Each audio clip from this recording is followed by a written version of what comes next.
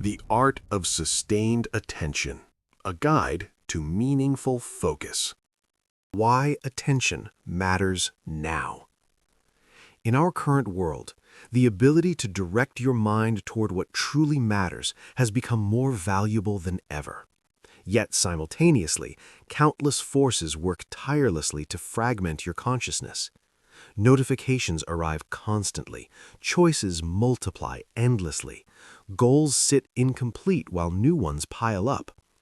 The reality is straightforward. Most people don't struggle because they lack ability or desire. They struggle because their attention splits in too many directions. They surrender control too quickly. This guide exists for one reason: to help you reclaim authority over your own mind. Sustained attention isn't something you inherit or accidentally discover. It's something you build through deliberate choice and consistent practice. When your focus is strong, inevitable progress follows. When it's weak, even excellent intentions crumble. Throughout this exploration, we'll examine the fundamentals that make concentration reliable. We'll discard the myths and false promises. You'll discover how to choose with clarity, work with consistency, defend your mental space, and maintain commitment long after initial excitement fades. This isn't about doing more. It's about doing what genuinely matters, repeatedly, deliberately, and completely. You're not here to be distracted or entertained. You're here to be equipped with real tools that create real change. Each section is designed to sharpen your thinking, strengthen your resolve, and build mental patterns that remain steady when difficulty arrives. Read this slowly. Practice it daily. Return to it whenever your attention wavers. By the time you finish, concentration will feel less like something mysterious and fragile and more like something you control absolutely. Let's begin. Chapter 1. Make a decision and commit fully.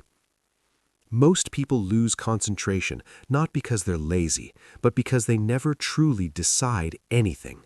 They keep options open. They maintain escape routes. They tell themselves they'll adjust course later based on how things develop. This approach feels safe, but it's dangerous. An undecided mind constantly negotiates with itself. When your mind spends energy on internal debate, that energy can't go toward action. Concentration begins the moment you choose a single direction and stop reopening the question. The clearest form of understanding isn't knowing what you want, it's knowing what you've already determined. Once you've committed, concentration no longer has to fight for space, it naturally follows. Here's the hidden cost of maintaining flexibility. While it feels protective, it quietly destroys momentum. Every hesitation splits your attention. Every moment you consider switching paths weakens your dedication. Real progress demands something else, not perfection, but finality. A decision that says, "This is my path. I'm moving forward." Choosing once doesn't make life easy, it makes life simpler. When you've decided, you eliminate mental clutter. You stop wondering if you should keep going. You focus instead on asking, what's the next step? That single shift conserves enormous mental energy. Think about the exhaustion that indecision creates, the constant weighing, the perpetual second-guessing, the mental noise that accomplishes nothing. Making a firm decision gives your concentration a home. It tells your mind where to direct itself, where to return when distracted, and what deserves your best energy when temptation appears.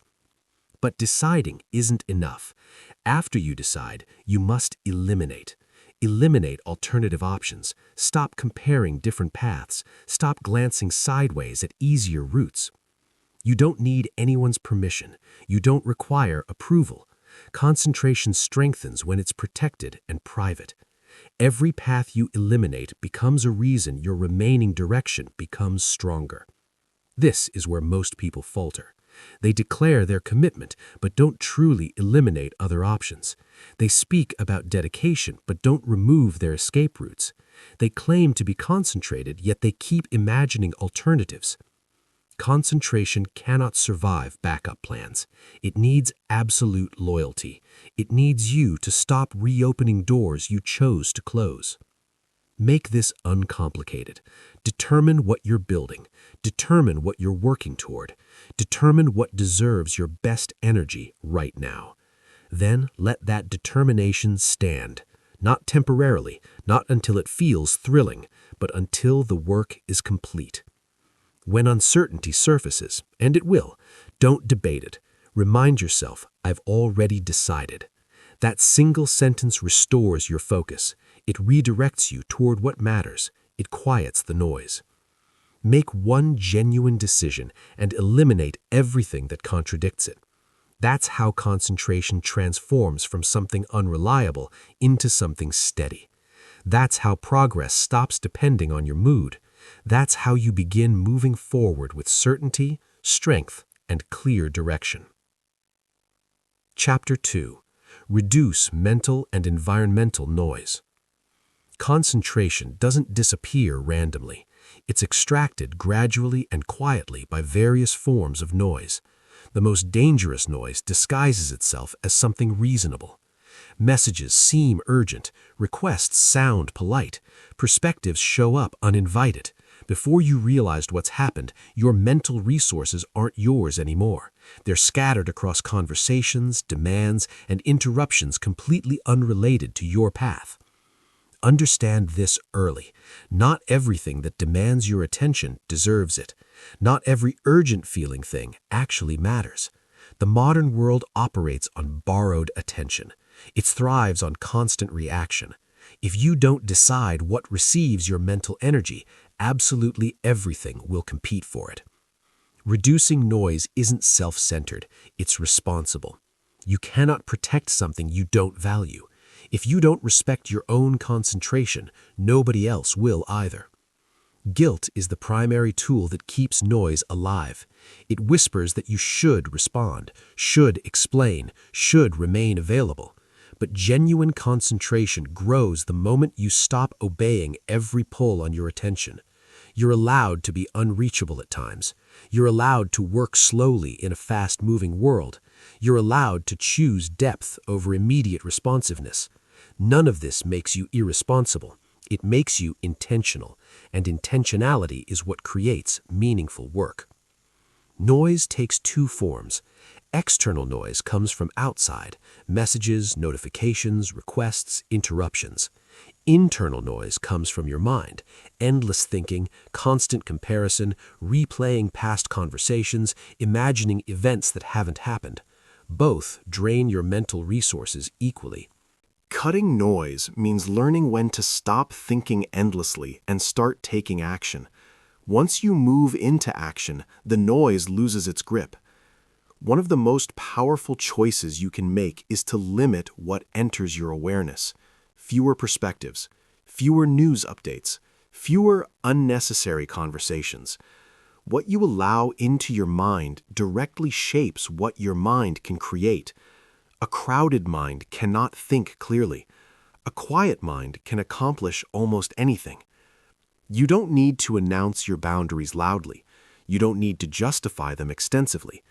Quietly stepping back often works better than lengthy explanations. The more you explain, the more you invite pushback. Expect resistance initially, sometimes from others, but especially from yourself. At first, quiet can feel uncomfortable. Working slowly can seem wrong. Doing less can appear lazy. That's because you've been trained to associate activity with progress. Noise creates the illusion of productivity. Actual concentration creates real results. Understand this clearly. Every distraction you remove strengthens your direction. Every unnecessary commitment you release gives your attention more room to operate. Reducing noise isn't about withdrawing from life. It's about alignment, ensuring that what reaches you connects to what you're building. There will be moments when reducing noise feels isolating, when you're not constantly responding and reacting. That's completely normal. That's where genuine focus emerges. Solitude is frequently where clarity grows. When the noise fades, your own thoughts become louder and more useful. Release the belief that you must stay current with everything. You don't. You only need to stay aligned with what truly matters. Concentration isn't about knowing everything. It's about committing so deeply to one direction that everything else becomes secondary.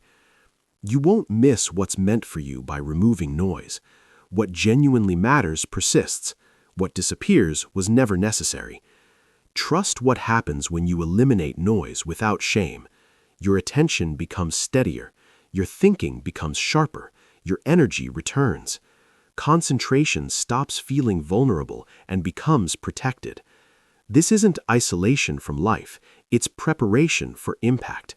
Quiet your world, and your work will communicate more powerfully than words ever could. Chapter 3. Train your attention like any other ability. Most people treat concentration like something that either appears or doesn't. They wait for the right emotional state, the right moment, or the right burst of motivation. When concentration disappears, they assume something is wrong with them. But concentration was never meant to be just a feeling. It's an ability, and like any ability, it develops through training. Your attention goes where you've trained it to go. If it constantly jumps, drifts, and wanders, that's not because you're incapable. It's because you've practiced distraction for years. You've trained your mind to react quickly, to scan everything superficially, to shift rapidly. The positive news is this: anything trained can be retrained. Concentration begins with a simple principle: one thing at a time. Not one thing while glancing at something else. Not one thing while part of your mind thinks about something different. One thing completely. When you direct your full attention towards your current task, even briefly, you're strengthening your ability to stay present. That's training. That's development. Multitasking seems productive, but weakens attention. Every switch carries a cost. Each time your mind jumps, it loses momentum. Depth requires stability, and stability requires discipline. Training your attention means resisting the urge to constantly shift. Even when the shift seems harmless, staying with one task will feel uncomfortable. Your mind will search for escape. It will suggest checking something else, thinking about something different, doing something easier. This is completely normal. This is not failure. This is where training actually happens. Each time you notice your attention wandering and gently bring it back to your task, you're building control. Don't aim for perfection. Aim for return. Concentration isn't about never losing attention. It's about how quickly you bring it back. Every time you refocus, you reinforce your ability. Every return builds trust between you and your mind. Over time, those returns happen faster, more quietly, more naturally. Train your attention to stay with where your body is. Too often, the body works while the mind lives somewhere else, replaying the past, worrying about the future, imagining situations that don't exist. This divided condition exhausts energy. When your mind stays with your hands, your words, your actual work, effort becomes lighter and more effective. Respect your limits as you train. Concentration thrives within defined periods. Decide when you'll concentrate and for how long. During that time, nothing else competes. When the time ends, you rest. This rhythm teaches your mind when to engage and when to release. Without boundaries, attention resists naturally. Be patient with this process. You're undoing years of scattered habits. Expect resistance. Expect restlessness. That doesn't mean you're doing it wrong. It means you're doing something new. Consistency matters more than intensity here. Small, repeated moments of complete attention reshape the mind faster than rare, intense bursts of forced concentration. Notice what strengthens your attention and what weakens it. Certain environments sharpen focus, others dilute it.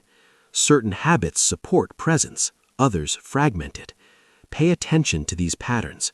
Training attention isn't only about effort, it's about awareness. As your attention strengthens, you'll observe something important.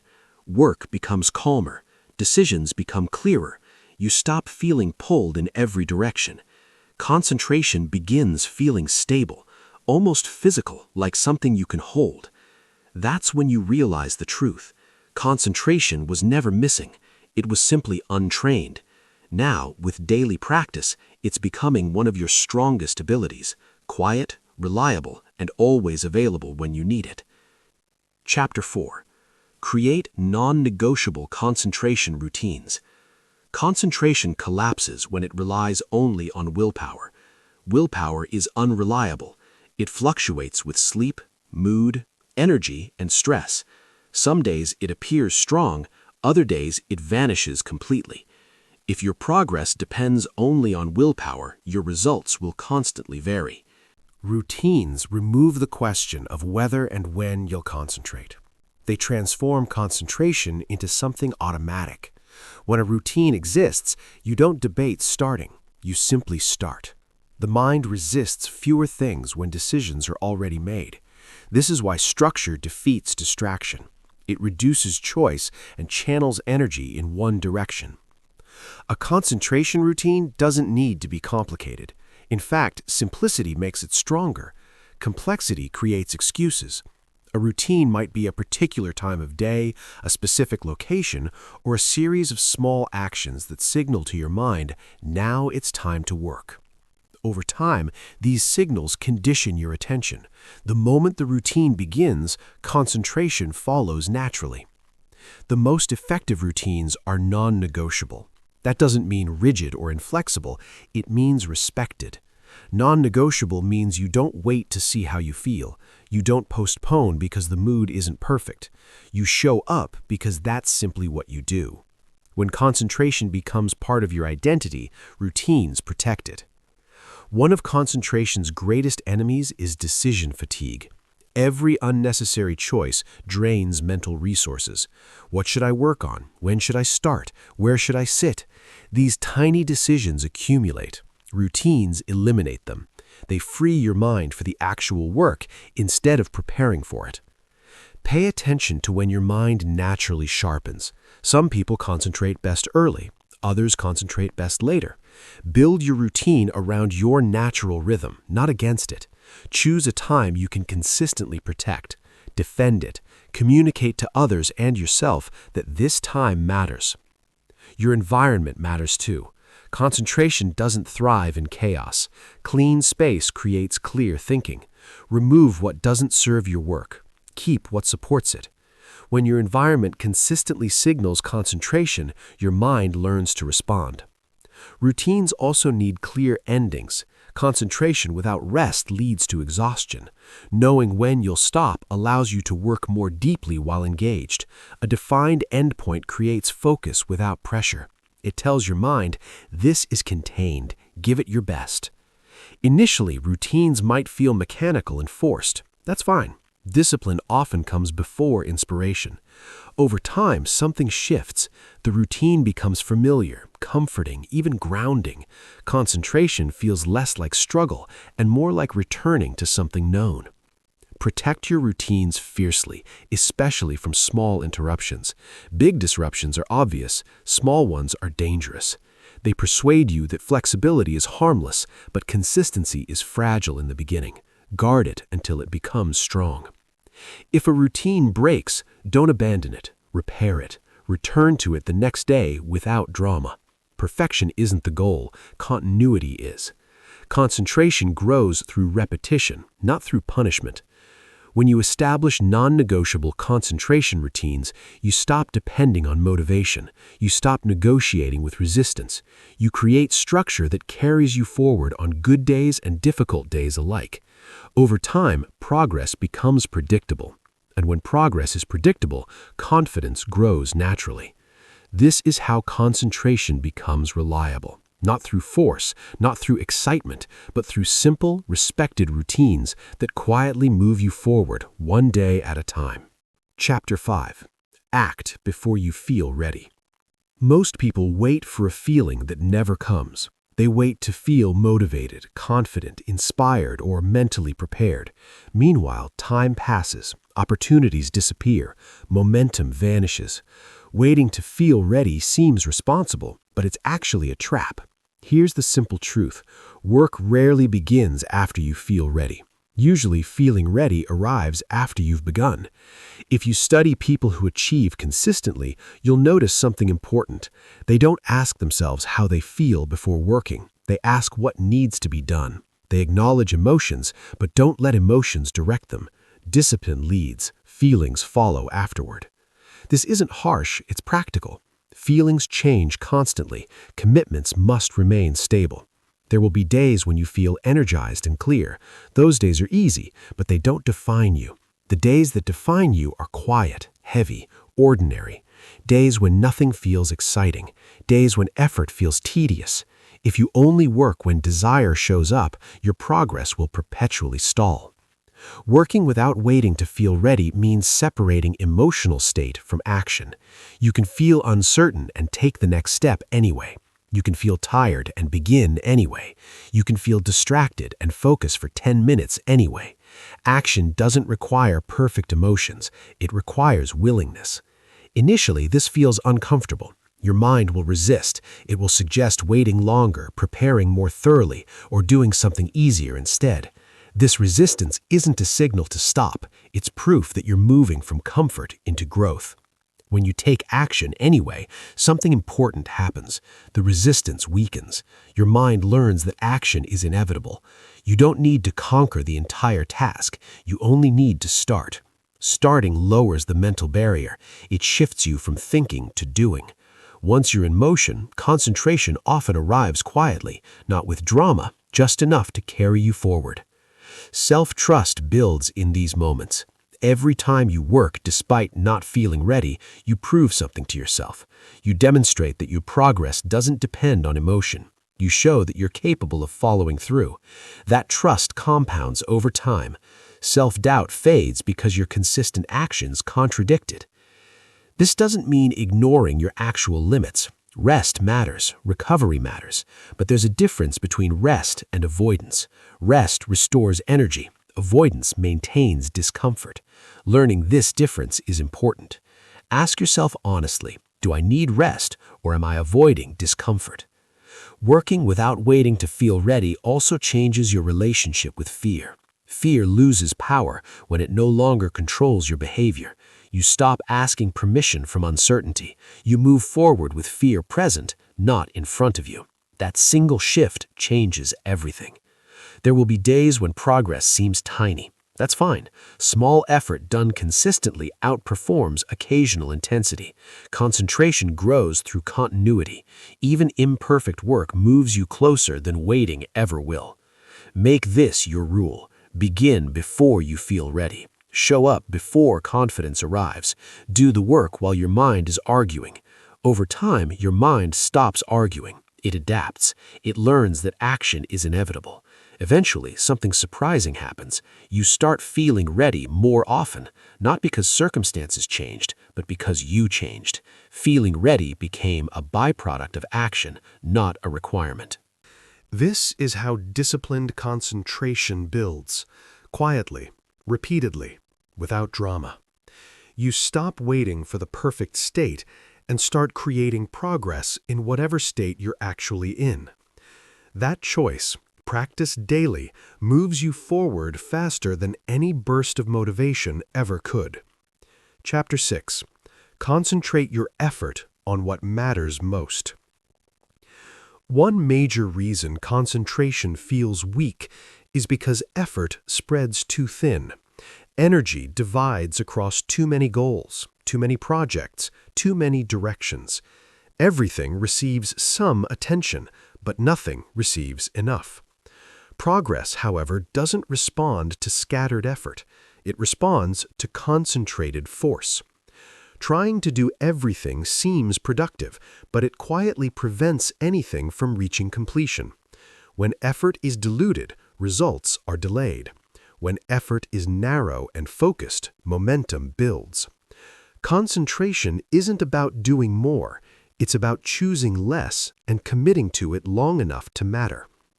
Breakthroughs rarely come from speed. They come from depth. Depth requires staying on one path even when another path looks easier, faster, or more exciting. Switching directions resets momentum. Staying builds pressure, and pressure sustained over time creates movement. Narrowing your effort means identifying the few actions that truly move the needle, not the busy work, not the tasks that make you feel occupied, the specific actions that, if repeated consistently, create visible change. These are often simple, uncomfortable, and easy to avoid. That's exactly why they work. When your effort narrows, concentration becomes natural. You're no longer managing competing priorities. Your attention knows exactly where to go. Each day builds on the previous day. Small improvements stack. Confidence grows not from imagination, but from evidence. This approach demands patience. Early on, narrowed effort can feel slow. You're not doing many things. You're not seeing dramatic results yet. This is where most people quit. They mistake quiet progress for lack of progress, but pressure is building beneath the surface. Think of effort like water spread thin. It barely leaves a mark. Focused, it cuts through stone. The difference isn't strength, it's direction. When your effort has a clear target, it accumulates power. Temptation will appear. New ideas will seem appealing. Alternatives will demand attention. This is where discipline matters. Narrowed effort means saying not right now. It doesn't mean those ideas are bad. It means they're not aligned with your current commitment. Depth demands exclusion. You cannot go deep while constantly looking sideways. Every time you check another path, you pull energy away from your current one. Concentration grows when you let one direction become dominant. As effort narrows, work becomes more efficient. You learn faster. Mistakes correct themselves sooner. Patterns become obvious. This is the advantage of staying. Familiarity builds mastery. Mastery builds momentum. Something psychological shifts when you commit deeply to one direction. Doubt loses influence. You're no longer constantly deciding whether this matters. You already decided. Your energy goes toward execution instead of evaluation. Narrowing effort doesn't mean shrinking ambition.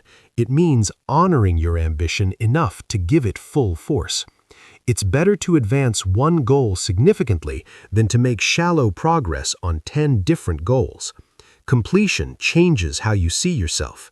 It proves that your concentration works. Choose what you're willing to pursue fully. Choose what you're willing to maintain even when excitement fades. Then narrow your effort to that path and remove competing demands. This is how breakthroughs happen. Not through frantic movement, but through sustained, concentrated attention. Stay with it. Pressure is building. When it breaks through, progress will feel sudden, but it was earned quietly through focused effort, exercised one day at a time. Chapter 7. Protect your attention as a responsibility. Concentration isn't something you find once and keep forever. It's something you protect daily, deliberately, and sometimes firmly. The moment you stop protecting it, it weakens, not suddenly, but gradually. A small distraction here, an unnecessary obligation there, and soon your attention isn't serving your direction. Everything else is using it. If you think of concentration as optional, you'll treat it casually. But if you think of it as a responsibility, your behavior changes. You become selective. You become intentional. You understand that what you allow into your attention determines what you can build with your life. Your attention is limited. This isn't weakness, it's design. Limited attention forces you to prioritize. But when you give that attention away freely, without standards, it becomes fragmented. Concentration cannot survive in a space where everything is permitted. Protecting concentration means deciding who and what receives access. Not every request deserves a response. Not every conversation needs your full presence. Not every opportunity aligns with your direction. Saying no isn't rejection, it's selection. This feels uncomfortable initially. You might worry about disappointing people. You might fear being misunderstood. But consider the alternative. When you say yes to everything, you say no to your most important work. Protecting concentration requires choosing long-term respect over short-term approval. Boundaries aren't walls, they're filters. They allow what matters through and block what doesn't. The strongest boundaries are often quiet. You don't need to announce them loudly. You enforce them through consistency. Over time, others adjust. More importantly, you adjust. Protecting concentration also means protecting it from yourself. This is often the hardest part. It means noticing when you reach for distraction out of habit, when you break concentration unnecessarily, when you trade depth for comfort. Responsibility begins with awareness. Concentration is drained by constant context switching. Each time you jump between tasks, you lose energy. Protecting concentration means creating space where switching is minimized. It means staying with one thing long enough for your mind to settle and engage fully. There will be seasons when protecting concentration feels isolating, when you're less available, less reactive, less involved in things that don't serve your direction. That's not withdrawal, that's alignment. Solitude often accompanies meaningful progress. You must also protect your attention from urgency. Everything seems important when everything is loud, but urgency is frequently manufactured. True priorities don't scream, they wait. Protecting concentration means learning the difference between what's loud and what's essential. This responsibility extends beyond work hours.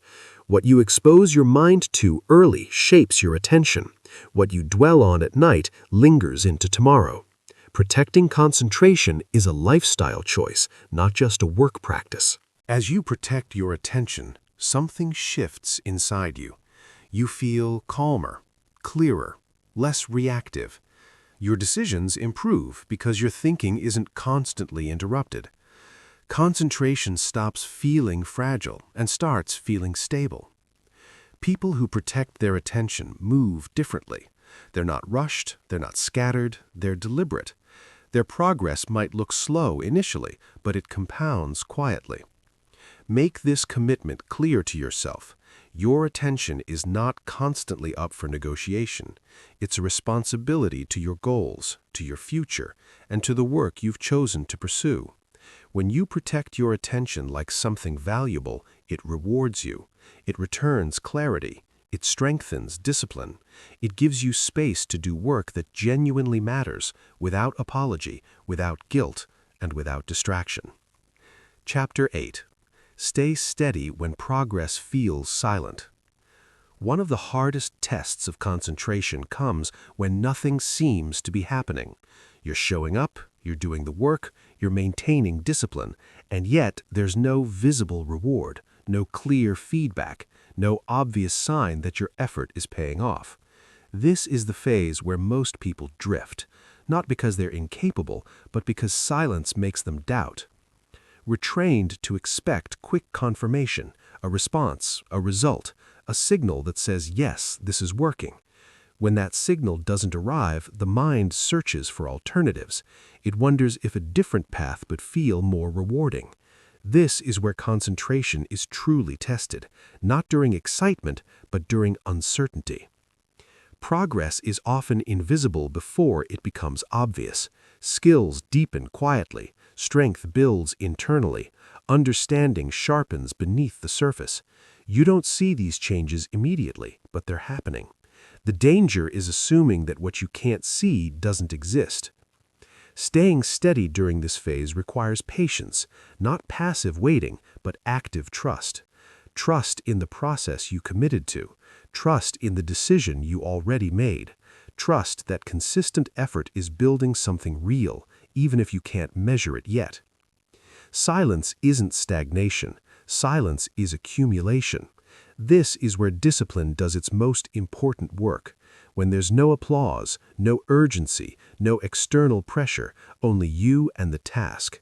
Concentration in this phase is pure. It isn't fueled by excitement, it's fueled by commitment. Many people quit here because they confuse lack of feedback with lack of progress. They start over, they switch directions, they seek novelty. But every restart resets momentum. Every new beginning delays the outcome they were closer to than they realized. Concentration during silent progress requires restraint from constantly checking, from comparing, from seeking reassurance. The more you look for confirmation, the less present you become in the work itself. This is where inner authority builds. When you keep going without evidence, you prove something crucial to yourself. You demonstrate that your actions don't depend on validation. That self-trust becomes a powerful anchor. Once you have it, distractions lose their pull. It helps to remember that anything meaningful takes time to reveal itself. Growth is layered. The foundation forms long before the structure is visible. The work you do now supports outcomes you can't yet imagine, but it only works if you stay. There will be moments when doubt speaks convincingly, when it tells you that effort without immediate results is wasted, when it suggests an easier path. These thoughts aren't signs of failure, they're signs that you're deep enough into the process for it to matter. When doubt appears, return to what you control. The next action, the next concentrated session, the next small improvement. Silence the noise by moving forward, not by thinking harder. Steadiness isn't dramatic. It doesn't feel heroic. It feels ordinary, but it's rare. And rarity creates advantage. Most people cannot tolerate the quiet phase. They need stimulation. You don't. As you remain steady, something shifts. The silence becomes familiar, comfortable. You stop needing constant feedback. Concentration deepens because it's no longer distracted by expectations. And then, often unexpectedly, progress becomes visible. What felt slow suddenly looks like momentum. What felt stuck reveals itself as preparation. But it only happens if you stay long enough. Staying steady when progress feels silent isn't easy, but it's where concentration matures. It's where discipline becomes lasting, and it's where those who finish quietly separate themselves from those who drift away. Chapter 9. Don't let others' opinions dilute your direction. One of the fastest ways to lose concentration is to give too much weight to opinions that don't share your responsibility. Everyone has something to say. Advice is everywhere. Feedback arrives whether you ask for it or not. If you're not careful, your direction becomes crowded with voices that never were meant to guide you. Opinions feel harmless, even helpful at first, but too many of them fracture attention. They introduce doubt. They pull you sideways. They make you question decisions you already committed to. Concentration weakens when authority is external. The problem isn't listening. The problem is listening without selection. Not every opinion deserves equal weight. Some people speak from experience. Others speak from fear. Some want to protect you. Others want to feel important. Learning this difference is essential. When you chase approval, concentration becomes unstable. You begin adjusting your path to match expectations. You hesitate before taking bold steps. You start explaining yourself instead of executing. Over time, your energy shifts from progress to perception. Detaching from opinions doesn't mean becoming stubborn or isolated. It means becoming selective. It means deciding whose voice matters and whose doesn't. This decision restores internal authority. Once you trust your own judgment, outside noise loses power. There will be moments when doubt feels justified because someone you respect questions your direction. This is especially dangerous when the opinion comes from someone you value. But even respected voices are limited. They don't carry your goals. They don't live with your consequences. Concentration strengthens when you stop asking for permission to continue. When you realize that certainty isn't something you wait for, it's something you practice through repetition. Confidence grows from repetition, not from consensus. Every focused action reinforces your direction. Every day you stay the course, self-trust replaces doubt. There's a quiet cost to constantly adjusting your direction.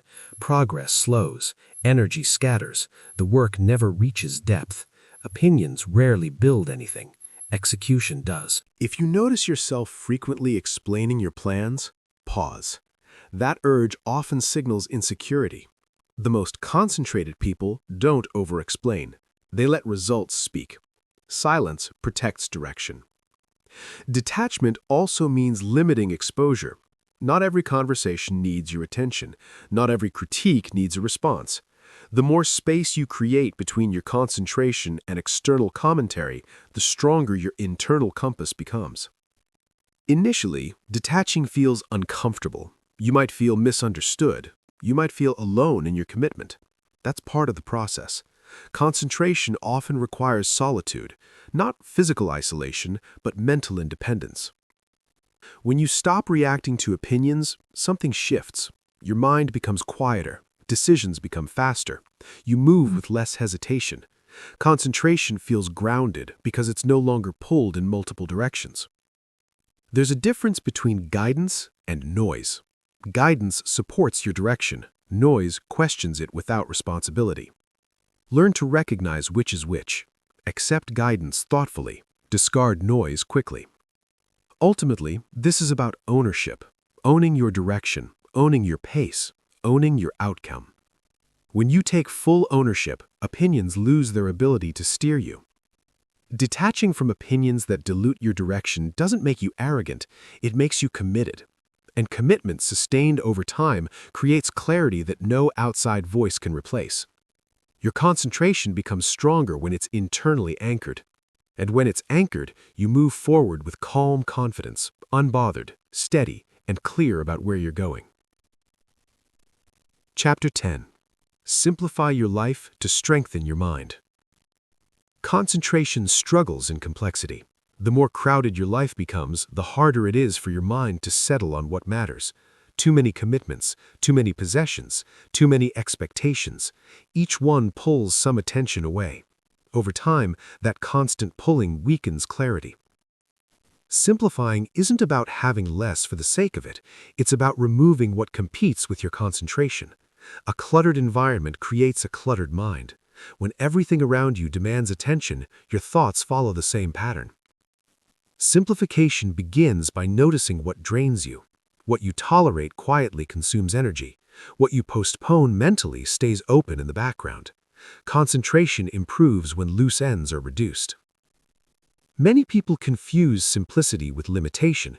In reality, simplicity creates space. Space to think, space to breathe, space to concentrate deeply.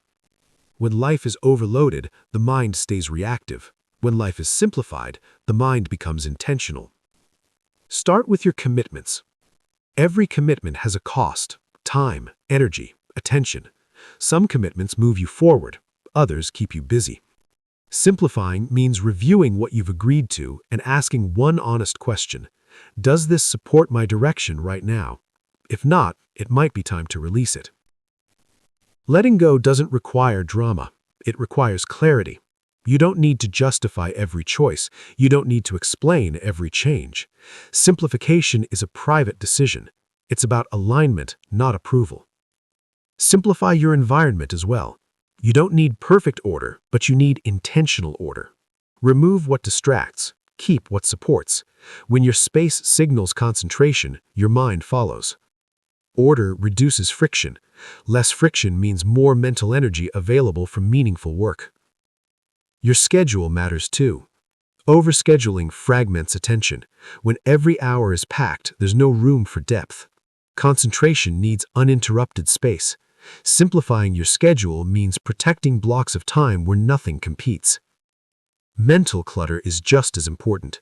Replaying conversations, worrying about outcomes you can't control, carrying unnecessary guilt. These habits quietly exhaust your attention. Simplifying your mind means learning to release what doesn't require action. Not everything needs to be solved immediately. One powerful way to simplify is to reduce decisions. Too many choices create fatigue. When you simplify routines, meals, clothing, daily structure, you free mental capacity. That capacity can then be invested in your most important work. Simplification is also about reducing expectations. Trying to meet everyone's standards pulls you in too many directions. Concentration strengthens when you decide whose expectations matter and whose don't. This creates emotional clarity. As you simplify, you might notice resistance. You might fear missing out. You might worry about losing options. But remember, options cost concentration. Clarity grows when you choose direction over variety. The more you simplify, the easier concentration becomes. Decisions become clearer. Energy becomes steadier. You stop feeling overwhelmed and start feeling deliberate. Concentration thrives in this state. This process isn't instant. Simplification is gradual. Each small reduction strengthens your ability to concentrate. Each unnecessary layer removed sharpens your thinking. A simplified life doesn't mean a smaller life. It means a focused one. It means your attention isn't scattered across things that don't matter. It means your mind has room to work deeply, calmly, and consistently. Simplify your life and your mind will follow. When your mind is clear, concentration becomes natural. When concentration becomes natural, progress stops feeling forced and starts feeling inevitable. Chapter 11. Return to focus without self-judgment. Losing concentration is not failure. It's part of being human. Even the most disciplined minds drift sometimes.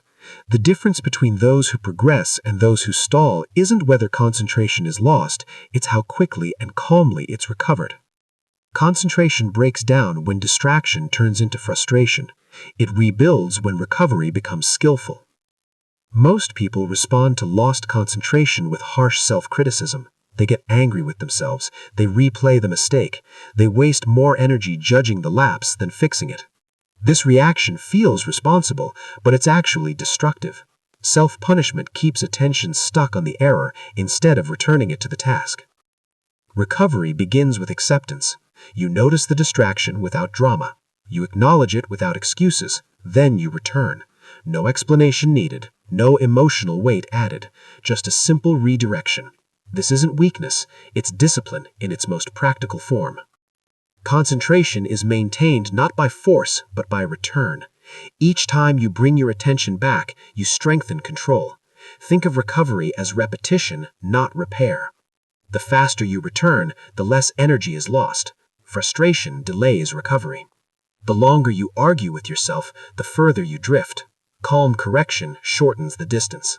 The goal isn't to avoid distraction entirely, but to minimize the space between drifting and refocusing. Build a habit of immediate reset.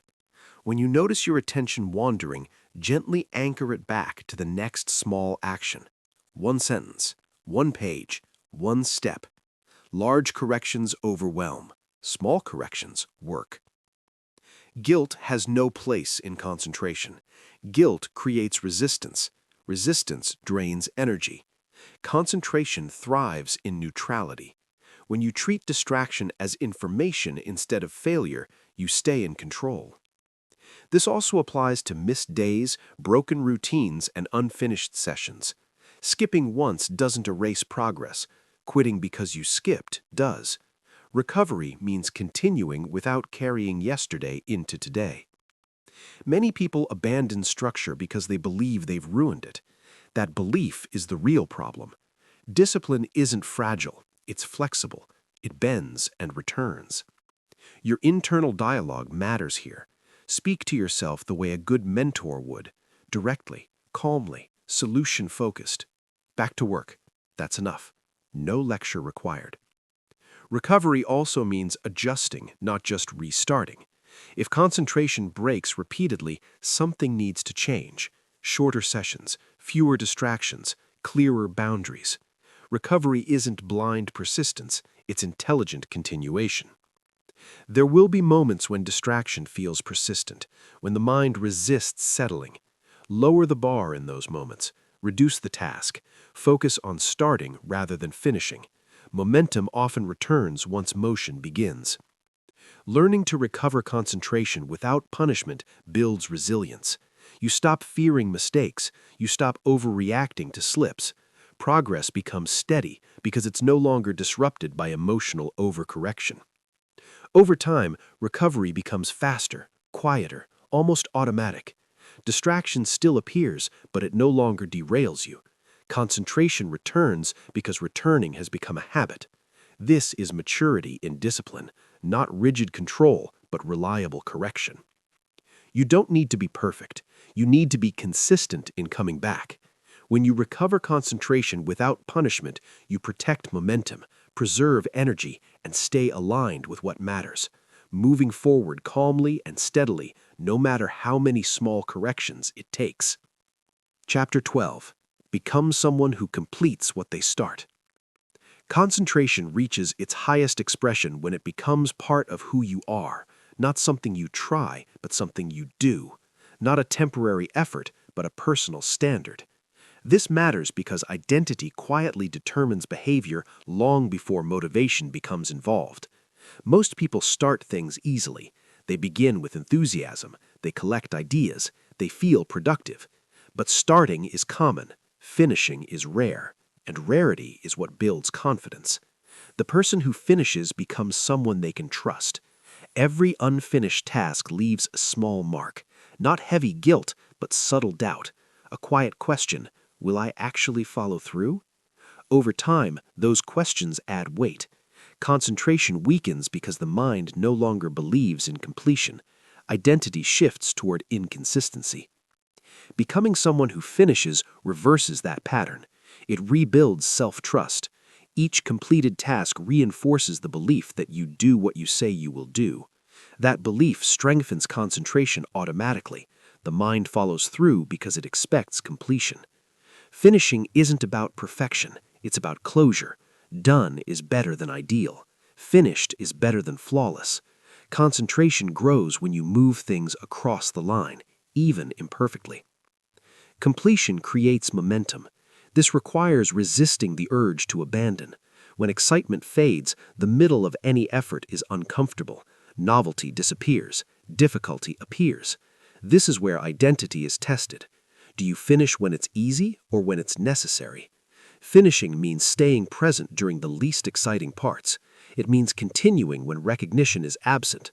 It means trusting the process long enough to see it conclude. This discipline isn't dramatic, but it's powerful. Start finishing small things. Small completions matter. They train your nervous system to expect closure. They strengthen the habit of following through.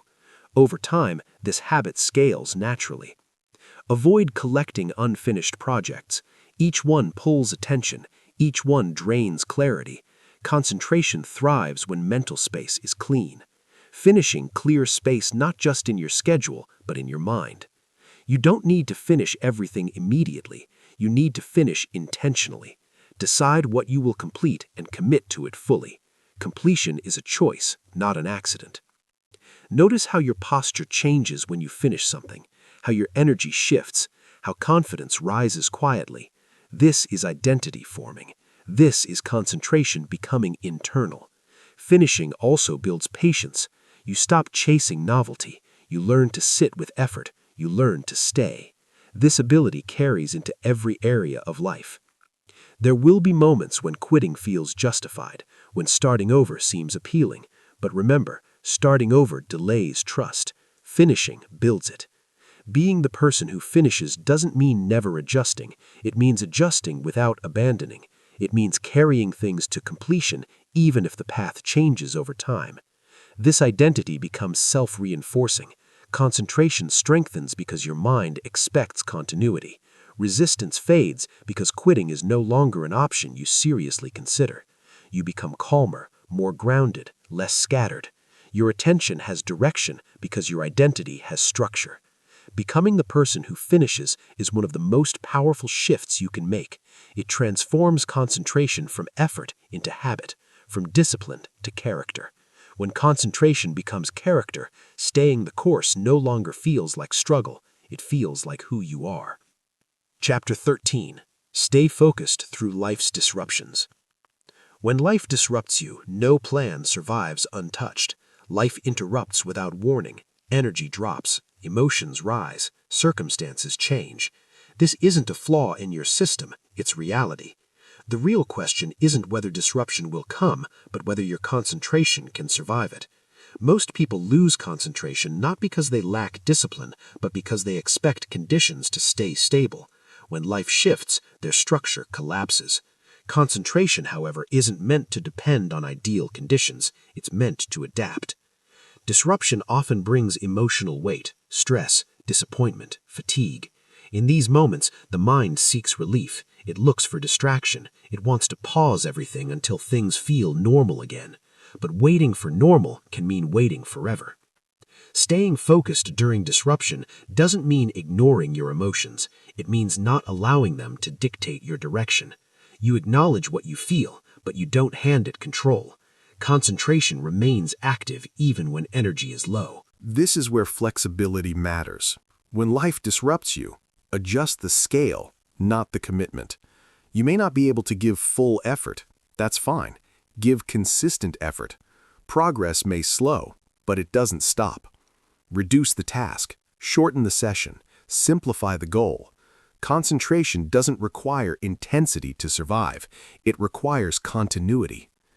Even small action keeps the thread unbroken. Disruption tests your priorities. When time becomes limited, what you protect reveals what matters.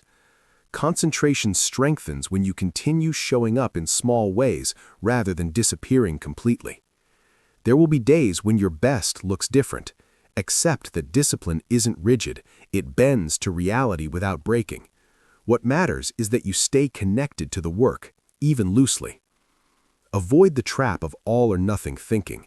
Missing one session doesn't mean you failed. Falling behind doesn't mean you've lost direction. Concentration returns faster when you let go of guilt. Disruption often brings clarity. It strips away the unnecessary. It forces simplification. Use this. Let the disruption refine your concentration instead of destroying it. Some of the strongest habits are built in imperfect conditions. When you learn to work through chaos, you become resilient. Concentration becomes independent of circumstance. There will be moments when stopping feels justified, when you feel overwhelmed, when rest is needed. Rest with intention, not avoidance. Decide when you will return. Keep the connection alive. Staying focused during disruption also means lowering expectations of output while maintaining standards of effort. You may not move fast, but you move forward. Over time, something important happens. You stop being surprised by disruption. You expect it, and because you expect it, it loses its power to derail you. Concentration matures here. It becomes durable. It survives storms. It adapts without losing direction. Life will continue to interrupt. That won't change. What can change is your response. When you stay focused through disruption, you prove something powerful to yourself. You prove that your commitment isn't conditional, that your progress doesn't depend on comfort, that your concentration is strong enough to continue even when life doesn't cooperate. And that strength, built quietly through difficult days, carries you further than any perfect plan ever could. Chapter 14. Track the progress that actually matters. Many people lose concentration not because they aren't working, but because they're measuring the wrong things. They look for dramatic results, big changes, immediate confirmation. When those don't appear, motivation fades and doubt grows. Concentration weakens not from lack of effort, but from lack of the right feedback. What you measure determines what you sustain. If you only measure outcomes, you will quit during the quiet phases. Outcomes lag. They show up late. Concentration, however, is built in the daily process. That's where measurement should live. Progress is not always visible, but it is always traceable. Did you show up? Did you follow your routine? Did you complete the session you committed to? These are meaningful markers. They tell you whether your concentration is intact. When you measure behavior instead of results, consistency improves. You stop chasing emotional highs and start building reliable patterns. Concentration becomes steady because it's anchored to action, not mood. Many people sabotage concentration by constantly evaluating how they feel. Feelings fluctuate. They're poor indicators of progress. Some of your most productive days will feel unremarkable. Some of your least productive days will feel busy. Concentration cuts through illusion. Choose simple metrics. Complex systems create confusion. 1 or 2 clear markers are enough. Did I do the work I said I would do today? Did I protect my concentration window? Did I move the task forward even slightly? These questions keep you aligned. Tracking progress also creates accountability to yourself. When you see your consistency on paper, confidence grows. Concentration strengthens because it's reinforced by evidence. Avoid the trap of comparing. Comparing your progress to others distorts measurement. Everyone's timeline is different.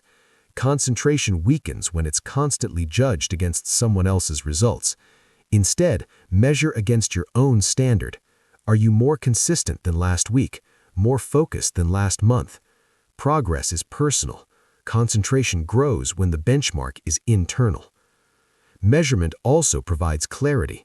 When adjustments are needed, if progress stalls, the data tells you where. Maybe sessions are too long. Maybe distractions are creeping in. Measurement turns frustration into information. Celebrate small wins, not emotionally, but deliberately. Acknowledge consistency. Recognition reinforces behavior. Concentration responds to reinforcement. Be careful not to overmeasure. Obsession with tracking can become another distraction. Measurement should support concentration, not replace it. Keep it light, keep it honest. When concentration feels shaky, return to measurement. It grounds you. It reminds you that progress is happening even if outcomes are still forming.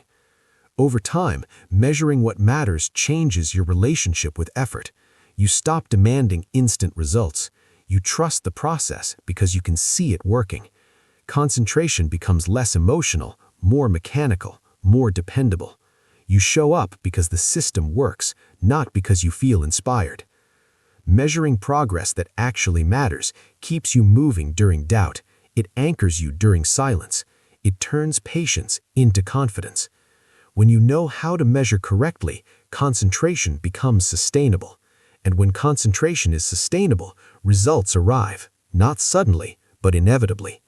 Measure what you can control. Protect what you measure. Let the outcomes arrive in their own time. Chapter 15. Complete what you have committed to. There is a moment in every meaningful pursuit when finishing becomes harder than starting. The excitement is gone. The novelty has faded. What remains is quiet effort.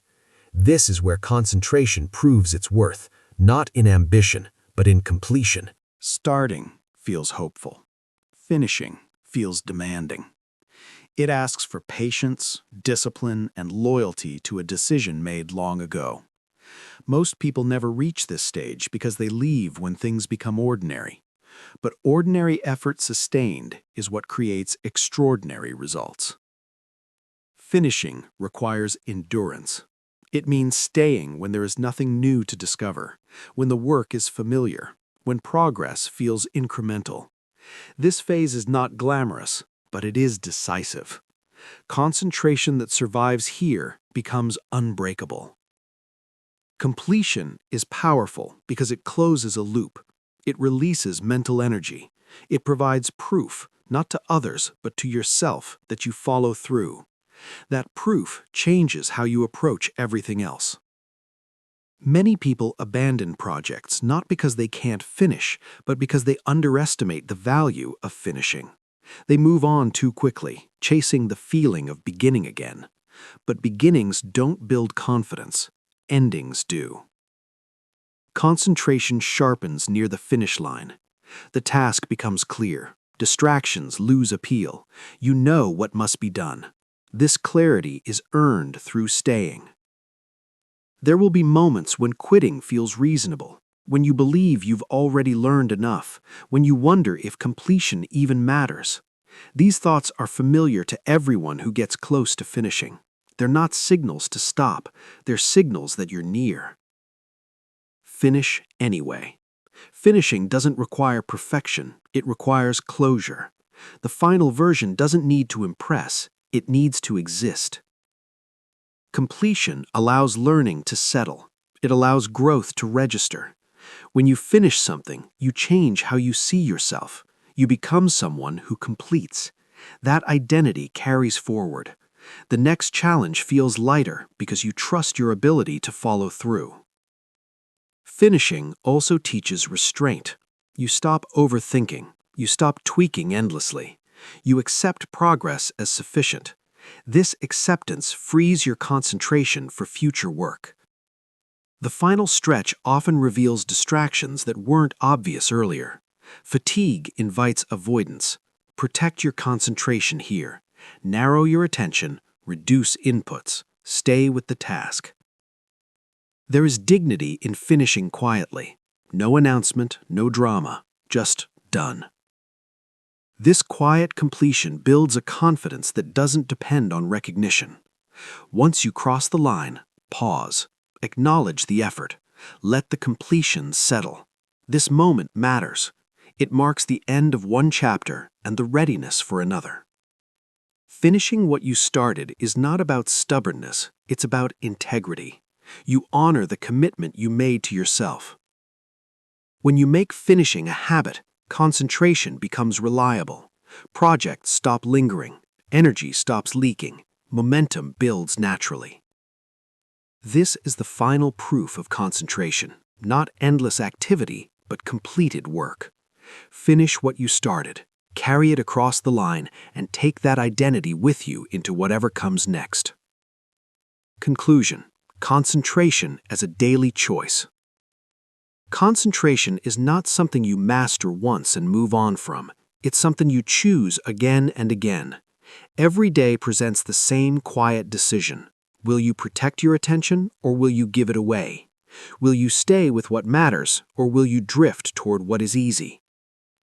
Throughout this exploration, you've seen that concentration isn't about intensity, it's about consistency. It's not about perfect conditions, it's about commitment in imperfect ones.